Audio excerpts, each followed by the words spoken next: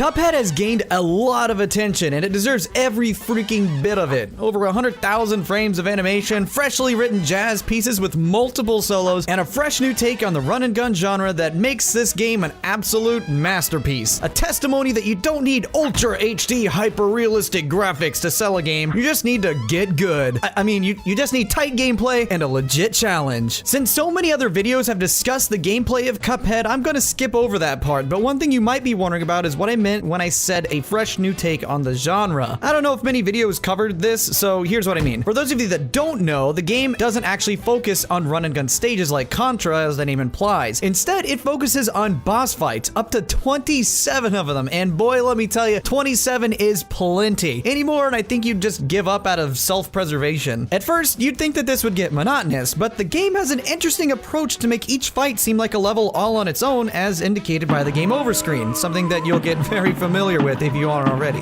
Each time you die, you see a progress bar indicating how far you made it, typically just short of whatever the next phase is, or even worse, the end. With that mechanic in place, you often feel like you're running through a stage even though you're just fighting a boss. It adds progression when you're not really moving anywhere, if you get what I mean. Little side note, I found this mechanic very interesting as it plays on the same principles of gambling, which is a very big part of the story in Cuphead. You always get just up to that next mark or right up into the end, which makes you want to try again, which is exactly what slot machines do. You get a little taste of victory. I can do it again if I just try one more time. So I thought it was just really cool that it panned out this way. So today we're going to be talking about one of the bosses, specifically the bosses on board the Phantom Express. This train can be found on aisle 3 right before you go to Inkwell Hell, and it boasts a ghastly array of baddies for Cuphead and Mugman to take down. So without further ado, make sure you have all your luggage stowed and you found a comfy place to sit, because this info train is departing in 3, 2, 1 now. The first boss you encounter is called the Blind Specter, a ghost that is coming out from the top of the caboose. The first thing he does is taunt you, bearing a very wide smile and exposing the palms of his hands to reveal that he doesn't really have to worry about the missing giant eyeball in his head because he's got 2 perfectly good eyes on the palms. After doing that, he proceeds to fire those eyeballs at you, which completely ignore physics and move irregularly slow. After you put a wallop on the Specter, you move on down to T-Bone with his conductor's hat and anatomically incorrect hands. Really, the only thing to note here is his size, which qualifies as giant based on what we can see of him. Not much else to say outside of that, so let's move on to the next one. Here we come to the Blaze Brothers, 2 very,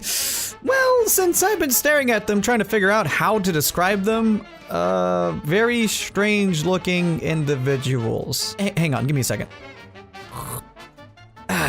So after a quick break from staring and a little bit of coffee, it's easy to see that they are piston rods that you'd find on a train. However, unlike piston rods, or any rod, well, almost any rod, they're very wobbly, and the rods themselves behave more like wriggly necks than metallic bars. On the topic of abilities, these 2 are able to detach their heads and release a pretty impressive lightning attack. Other than that, the train itself does the rest. Finally, the main event, the head of the train. Really? No cool name for that one? T-Bone gets one, the Blaze Brothers get one, but the final act in this boss fight is just called exactly what it is? Why not Doom Train or Engine 666? He's stationed right before you get to the Devil's Casino. The connection is practically screaming right at you. Well, missed opportunities aside, Engine 666 has a big old face right in the front of it, not unlike Thomas the Tank Engine. He's always got those pearly whites gleaming at us, and after uncoupling from the rest of the cars, we see this boss's most notable trait. It runs on 4 legs, something that struck me as odd considering it's already a much more advanced form of transportation with the wheels. That about does it for the game itself, so let's talk about the inspiration behind all of this. Even though the art style mimics Western noodle animation and has very obvious inspirations like Bluto, Olive Oil, and Betty Boop, there's a surprising amount of stuff that pays homage to other cultures, and this one takes the cake as far as I'm concerned. The entire Phantom Train fight pulls from various yokai. Yokai are a class of supernatural monsters, spirits, and demons in Japanese folklore. The word yokai is made up of the kanji for bewitching, attractive, calamity, and specter, apparition, mystery, and suspicious. With all this ghost stuff, you'd think this was a Halloween episode, right? Well, here's where I'd normally make a joke about how long it takes for me to upload, so you can just write your own jokes in the comments, I guess. Let us begin with the Blind Specter, aka the Tenome. The name translates to hand's eye and was first found in the Gazu Hayaki Yagyo, a supernatural bestiary that was published in 1776. It's originally said that these were formed by the spirits of blind men who were mugged and murdered, but like all things, as time went on, other versions came out, like the Temebozu and the Oyajerome. Yokai researcher Katsumi Tada has speculated, saying that the Tenome Tenome is more of a play on the expression Bake no kamo ga hegeru, which means to peel off one's layer or reveal one's true character, a lot like the way that we would use the term poker face. The blind Specter takes the yokai name literally, and the designers made him an actual ghost rather than the old man that is frequently shown when looking at art of the Tenome. But that doesn't mean it's a bad thing. Having eyes in the hands is a dead giveaway of this boss's tie to the Tenome, not eyes on each finger, specifically the palm. It's the little things that matter here. Speaking of little things, the Tenome don't fire their eyes or have an unlimited number of eyeballs, but if it didn't, the boss probably wouldn't have much to do since Cuphead and Mugman probably don't have bones to eat, so I can't really ding them too much for that. T-Bone shares a lot of characteristics from a yokai called Gashadokuro, essentially giant skeletons that are amassed from the bones of people who died of starvation or in battle that never received a proper burial. These monsters first appeared in the Shigeki Yamauchi's World Bizarre Thriller Complete Works 2 Monsters of the World in 1968. But legend has it that the first documented record of a Gashadokuro goes back over 1,000 years ago, where one of the largest rebellions rebelled against the government of Kyoto. This was led by a samurai named Taira no Masakado, and while he did a damn good job with the insurgency, he eventually died in the Battle of Kojima in 940 AD. So everything up until this part is true, but here's where the legend kicks in. His daughter, Takeyasha Hime, was a sorceress, and when he was killed, she continued his cause. By using black magic, she conjured a giant skeleton to attack Kyoto, as depicted in this famous print by Utagawa Kuniyoshi. Given that Cuphead challenges T-Bone on a train in the middle of a graveyard, we run into the issue that Gashadokuro should only be popping around when the dead were never given a proper burial.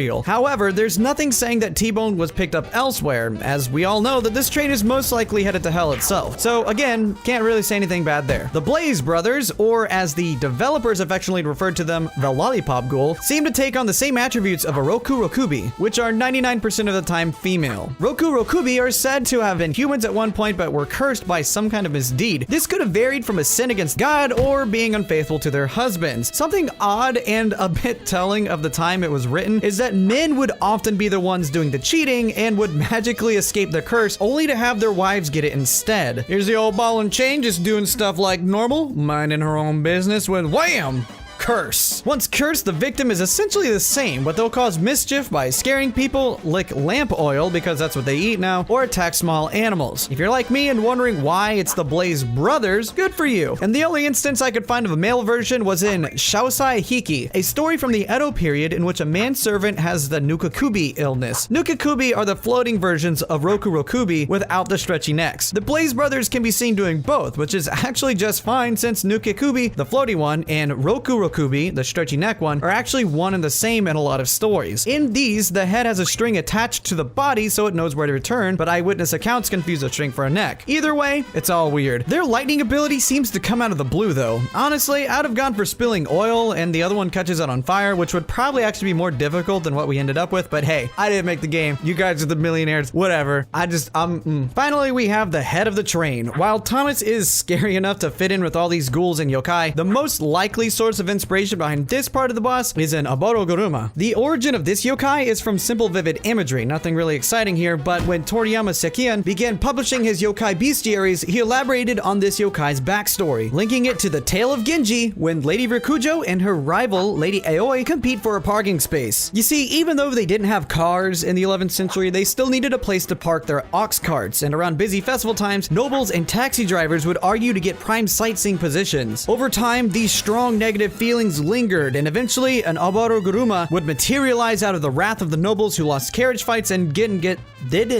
their desired parking spot. Characterized by having large teeth that are always showing and a big face at the front of the cart, this yokai matches nearly word for word the description of Engine 666. Even getting off the tracks can be explained by the fact that these carts were pulled by an ox, a four-legged creature. You could argue that the animation we see is more reminiscent of a horse, but you could also argue that horses don't have noodle legs and aren't trains, so there's that. The designers at Studio MDHR are well known for their keen sense of detail and their practices regarding the development of the game and subtle homages, but we can go ahead and add attention to detail for Japanese folklore to that list since every one of these has been just about right on the money. Really makes me want to dive into more of these Cuphead bosses and see what I can find. In any case, I hope you enjoyed learning about some of Japan's yokai. It's been a topic I've wanted to cover for a while, so I was really excited to get to work on it. If you like this, perhaps you'd be interested in checking out my other videos. And while you're at it, go ahead and give that subscribe button to click and hit that little bell so you know when a new episode comes out. As always, feel free to follow me on Twitter, and if you have any suggestions for games, monsters, or whatever it is, it might just become the subject of a new Deconstructed episode. Thanks again for watching, Till next time.